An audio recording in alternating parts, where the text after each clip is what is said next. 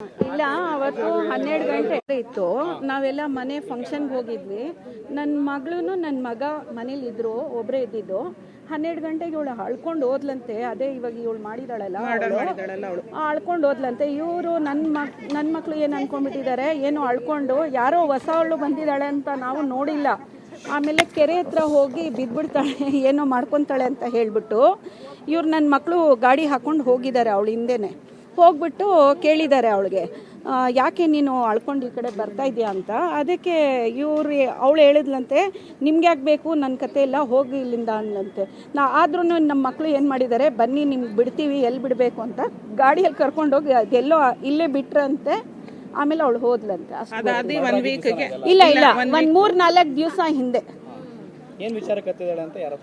ಏನೋ ಗೊತ್ತಿಲ್ಲ ಅಷ್ಟೇ. ನಾವೇನಂದ್ರೆ ಇಲ್ಲಿ ಬಂದು 13 ವರ್ಷ ಆಯ್ತು, ಇನ್ನೂವರೆಗೆ ಯಾರು ಕಳ್ಳರು ಅಂತ ಹೇಳ್ಬಿಟ್ಟು ಯಾವನು ಇಲ್ಲಿ ಬಂದಿಲ್ಲ. ನಾವು ಬಂದು 13 ವರ್ಷ ನಡೀತಾ ಇದೆ, ಇನ್ನೂವರೆಗೆ ಆ ಥರ ಎಲ್ಲೂ ಆಗಿಲ್ಲ. ಇದೇ ಫಸ್ಟು.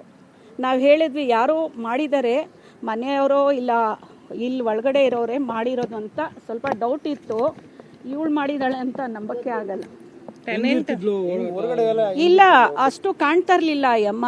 ಅದು ಯಾರಿದ್ರು ಮನೇಲಿ ಗಂಡ ಹೆಂಡತಿ ಹೇಳ್ಬಿಟ್ಟಂತ ಬಂದಿರೋದಂತೆ. ಇಲ್ಲಿ ಹೋಟೆಲ್ಲಿ ಹೊಸಬ್ರೆ ಬಂದಿರೋದು, ಎಲ್ಲಿಂದ ಬಂದಿದಾರಂತ ಅದು ಗೊತ್ತಿಲ್ಲ.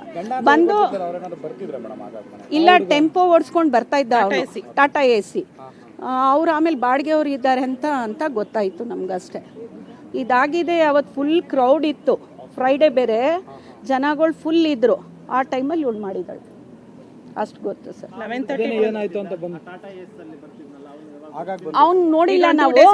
ಈ 2 days ಇಂದ ಬರ್ತಾ ಇಲ್ಲ, ಬರ್ತಾ ಇದ್ದ ಡೈಲಿ ಬರೋನು. ಅಷ್ಟು ಮಾತ್ರ ಕಾಣ್ತಾ ಇತ್ತು. ಯಾಕಂದ್ರೆ ನಾವಂತೂ ಅವ್ನ ಮಕ ನೋಡಿಲ್ಲ.